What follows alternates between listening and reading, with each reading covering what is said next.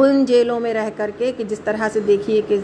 مولانا مودودی اور بھی کئی سارے عالم و دانشور، ہمارے نبی آقا صلی اللہ علیہ وسلم کو بھی شعبہ ابی طالب میں حضرت یعقوب علیہ السلام کو بھی ڈالا گیا جیل میں، لیکن یہ اللہ عز و جل کہتا ہے کہ جتنا بھی چاہیں یہ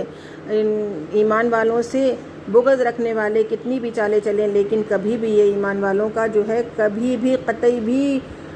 کوئی بھی ان کی جو بھی ان کی جتنی بھی چالیں ہوتی ہیں کبھی بھی یہ کارگر نہیں ہوں گی، لیکن شرط اس یہ ہے کہ تم صرف اور صرف صبر سے کام لو اور اللہ سے ڈر کر اللہ کے بتائے ہوئے راستے پر چلتے رہو۔ اللہ ان سب پر حاوی ہے، اللہ ان سب کو اپنے گھیرے میں لیے ہے، یہ سب اللہ کے قبضے قدرت میں ہیں پکڑے ہوئے، اللہ جب چاہے ان کو مسل دے، لیکن اللہ ان کو چھوٹ دے رہا ہے، تو تم گھبراؤ نہیں، نا امید مت ہو، اللہ کے ایمان پر اپنے آپ کو اپنے ایمان کو مضبوط کرو، اللہ کے ایمان پر اپنی زندگیوں کو جما لو، اور اپنی زندگیوں کے مقصد بھی یہی ہے کہ جو جیلوں میں اگر ڈالے جاتے ہیں، ناحق ستائے جا رہے ہیں، تو وہ اللہ کی نظر میں وہ چنے ہوئے موتی ہیں، لیجنڈ ہیں، وہ چاہیں تو اپنے لٹریچر سے لکھ لکھ کر آنے والی نسلوں تک کے لیے اپنی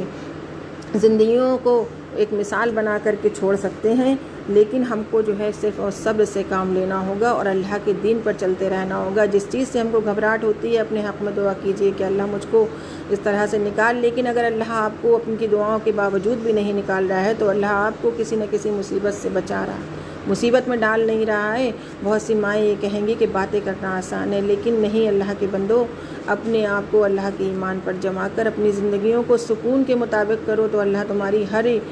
اگر دیکھو تو اللہ تمہاری ہر طرح سے دعاؤں کو ہی قبول کر رہا ہے۔ جن کی اولادیں ہیں جو بیجا ستائی جا رہی ہیں